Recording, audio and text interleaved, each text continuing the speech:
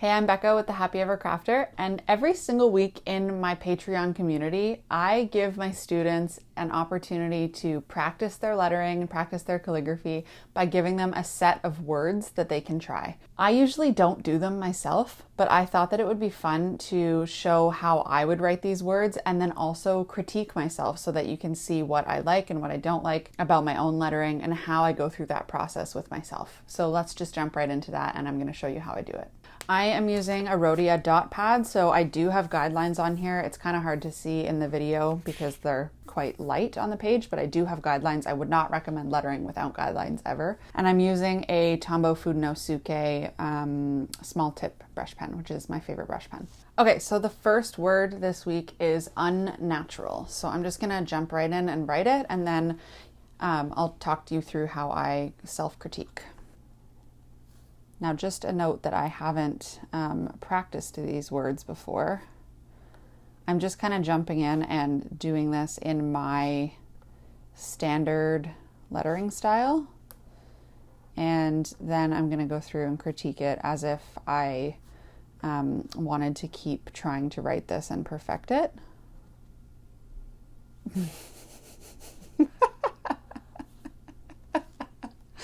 Okay, well, lesson number 1 is you shouldn't talk while you're doing this because I added an extra letter. Unnatural. So we're just going to go ahead and scrap that one and try writing that again. There we go. Okay, so that's word number 1. Now this is where I would take a red marker and I would self-correct. So first of all, what am I seeing that I don't really like in this? I feel like these two ends are too similar. I think I would like to not bounce the first one and only bounce the second one, or maybe the other way around. I think I'll bounce the first one and not the second one. I actually really liked my cross on my T there. This A is too small. It looks too small compared to the width of the rest of the letters. I actually really like the bouncing here. I think this is perfect. And you know what? I think that's it for that word. So that's how I would critique myself. And if I were practicing to try and write this word well for a project or something, I would keep rewriting it until I was happy with it. But for the sake of this, I'm just going to leave it at critiquing, and I'm going to go on to my next word. The next word of this week is magnitude. So I'm going to just hop in and write that. Okay, and then my self-critique. I actually really like the bouncing of this M here because it works with the G, kind of balances that. And I also like the N and the T bouncing well. There's not too much bouncing over here. I would maybe bring down the D a tiny bit lower, but I wouldn't do it on the U. It would be too close to the T.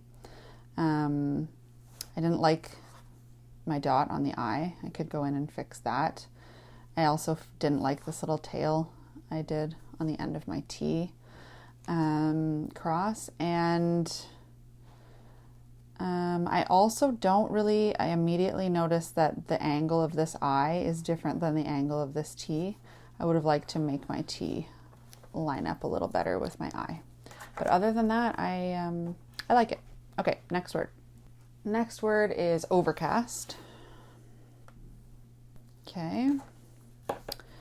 I don't know why I defaulted to doing this more formal looking S. I think it would actually look a lot better if I did like a loop here to kind of match the loopiness of the V and the R. So I think that's what I would change. Otherwise, I actually am happy with the bounciness of this. The R is really the only one that bounces down and it's right in the middle. So I like that. So I think that's pretty good. Okay, fragments. There's a lot I don't really love about what I just did there.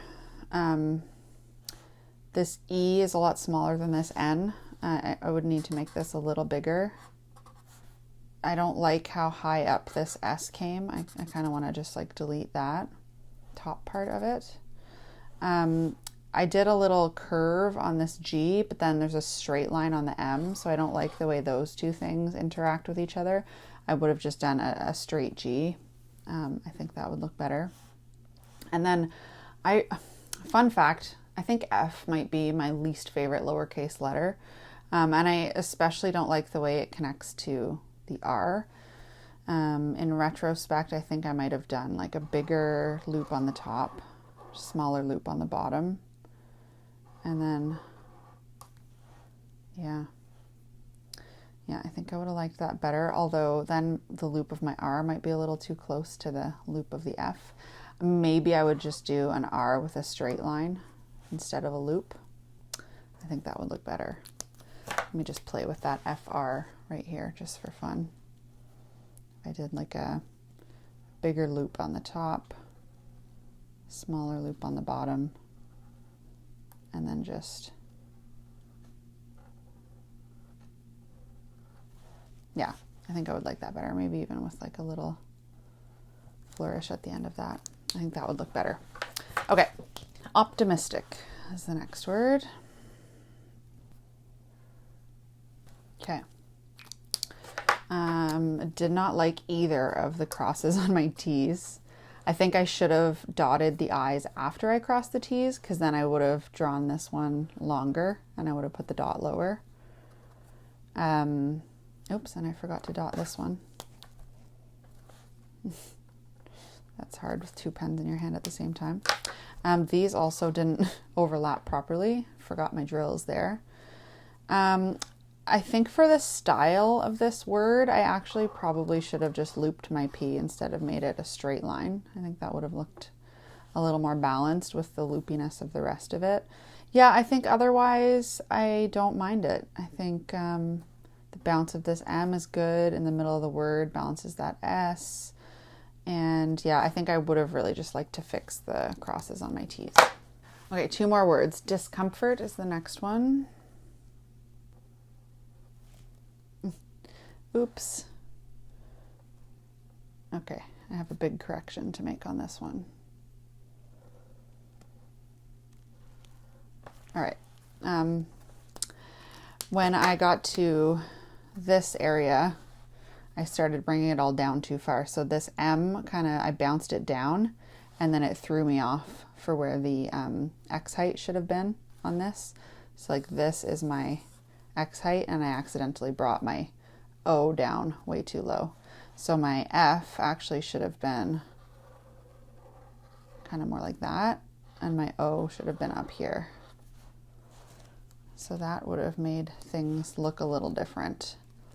But other than that, I actually really like the first part of this word. I maybe would have made my O a little bit bigger. It's a little bit narrow. And yeah, I think otherwise I like it. Okay, last word, vibrantly. Hopefully I have enough room on this page. Okay.